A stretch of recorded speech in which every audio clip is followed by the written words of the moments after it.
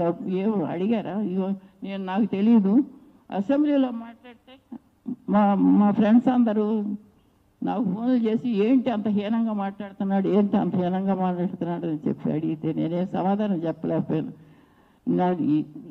ఆయన పాయింట్అవుట్ ఎందుకు చేశానంటే వాళ్ళు మాట్లాడాడు కాబట్టి చేశాడు, లేకపోతే నాకేం పార్టీ అది కాదు. ఆయన మీ మాటలు మాట్లాడా లేదా అని మీరు చూసుకోండి.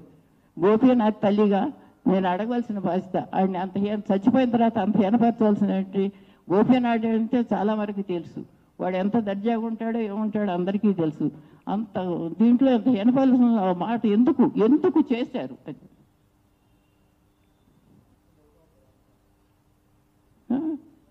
ఏమిటంటే ఆ రోజున నన్ను రావద్దు, గోపీనాథ్ హాస్పిటల్లో ఉన్నప్పుడు రావద్దు అని చెప్పినటువంటి లెటర్ చూసుకోండి. పేర్లు చూస్తామా, తల్లి, అన్న, వదిన, అన్నపిల్లలు ఇద్దరు. ఇదే కదా మా కుటుంబం. వీళ్ళు హాస్పిటల్ రానివ్వద్దు ఎందుకు అన్నారు? సుజాత ఎందుకు సునీత ఎందుకు చెప్పింది ఆ మాట? ఏ రకంగా చెప్పింది? ఎవరు చెప్పించారు?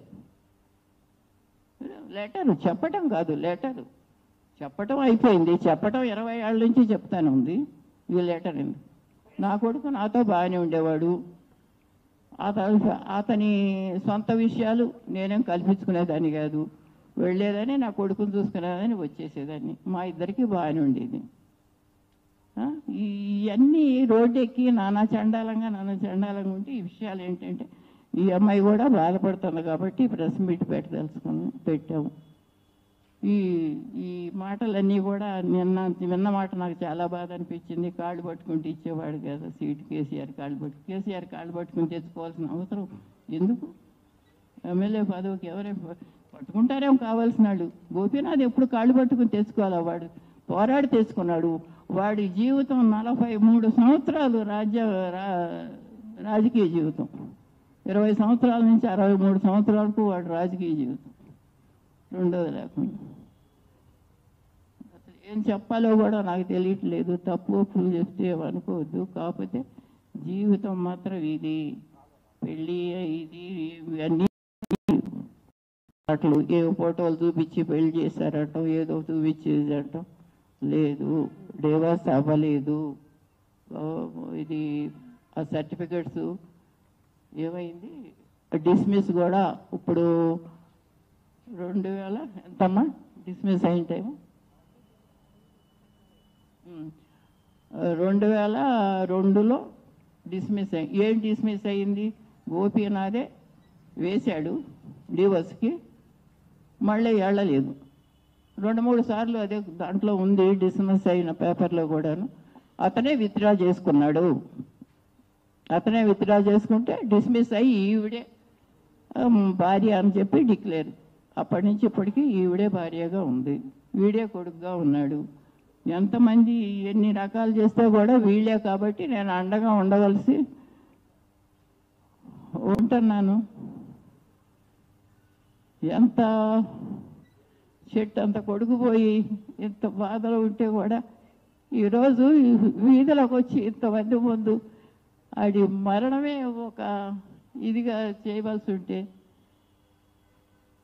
అది మరణమే ఒక మిస్టేక్గా చేయవలసి ఉంటే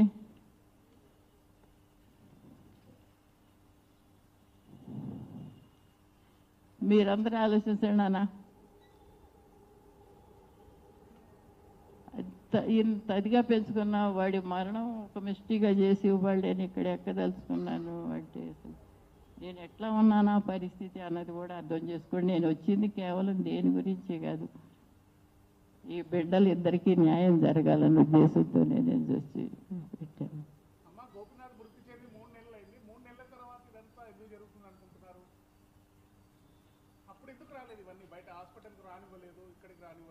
ఎవరు నాన్న?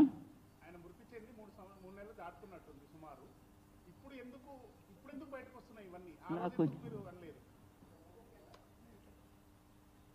ఇప్పుడు మీరు ఆలోచించండి. గోపీనాథ్ సమర్థుడు, సమర్థుడై కొడుకుని చూసుకుంటానే ఉన్నాడు.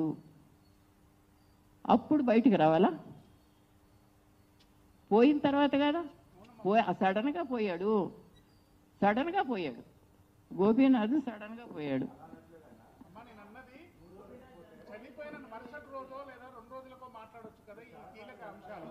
అవును, అది కాదు. గోపీనాథ్ చనిపోయి 6 నెలలు అయింది కదా.